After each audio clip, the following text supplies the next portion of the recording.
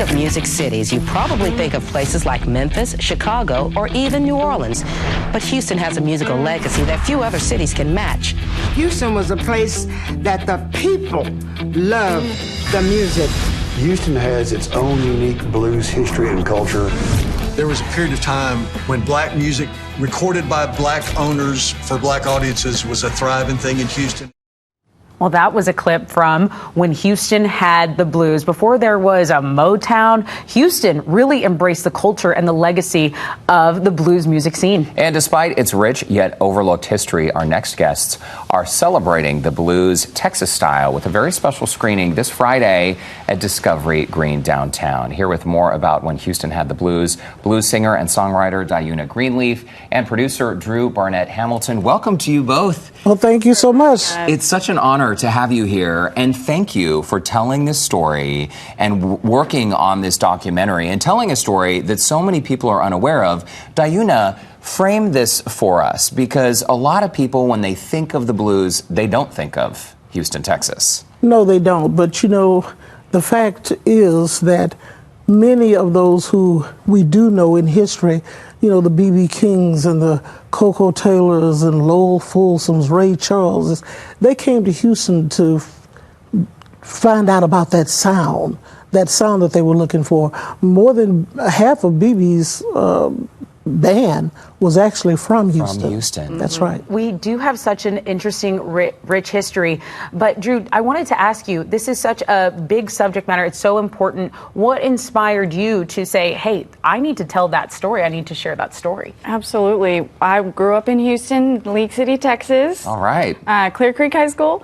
And I didn't know about Lightnin' Hopkins. I didn't know about all this amazing history. I didn't know about Katie Webster. So when I started to learn about it later in life, in my 30s, and I met Miss Diuna and all these amazing artists, we knew it was a story we had to tell. And originally it was just about the El Dorado Ballroom, you know, which I'm wearing my Third Ward Finest shirt. Part of the proceeds go to restore the El Dorado Ballroom. And it just became a huge film. Wow.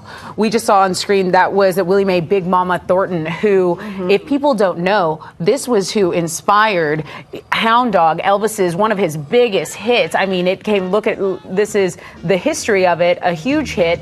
And it kind of takes so many people to say, hey, wait a minute, the history of this comes from, not from Elvis himself, but from a black woman who is singing this track and singing it so soulful. 3 years before Elvis made it a hit, right. And she's still not in the Rock and Roll Hall of Fame. One of the main things we're trying to do with our film is also to get her in the Rock and Roll Hall of Fame. Exactly. Wow. It's always a word of mouth campaign, and it just feels like an egregious error, you know? Huge error. And we want to put her on the map, and we want to put all these amazing Houston artists that are still here doing it on the map, like Miss Diuna and Trudy Lynn, and there are just so many talented singers still doing it in Houston.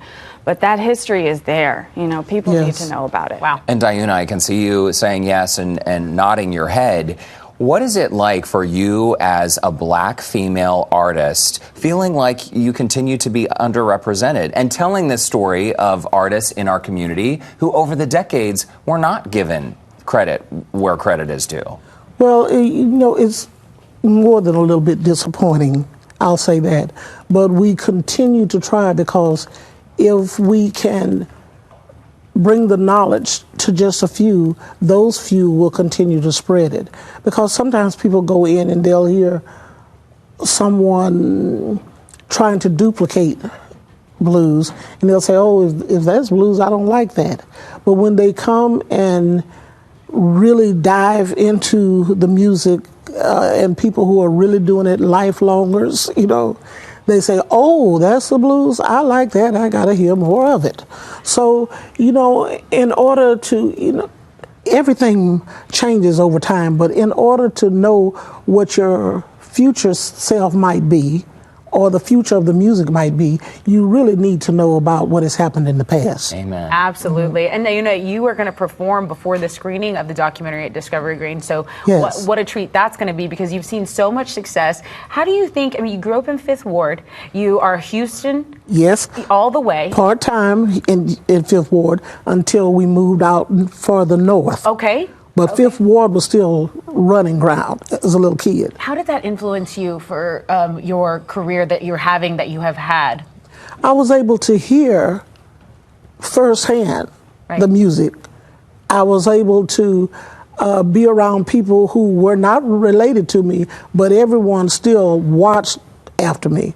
It was just a different period of time, you know what I mean? Right. And they would tell you too, if you put your foot in that street, I'm gonna call your mama. It takes a village, right? Yes. That's awesome. So many incredible, rich memories. We are so tight on time. Diuna, you have seen quite a bit of success, and I know we were listening to your stuff in the office, we were watching the videos, and we know you have a great fan base. You continue to perform as an independent artist. Yes. Where can people find your work?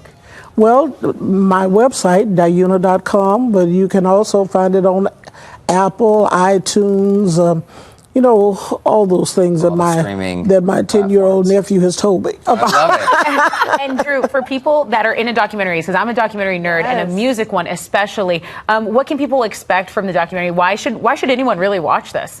Well, it's just a great overview of Houston's history with music, and you just kind of get a little bit of everybody, and you just appreciate Houston a little more. It's fun. You can't not enjoy it. Very cool. Drew Barnett-Hamilton, Diuna Greenleaf, thanks to you both. Thanks, and congrats Thank you. on the film. And I might add, my latest CD is called I Ain't Playing.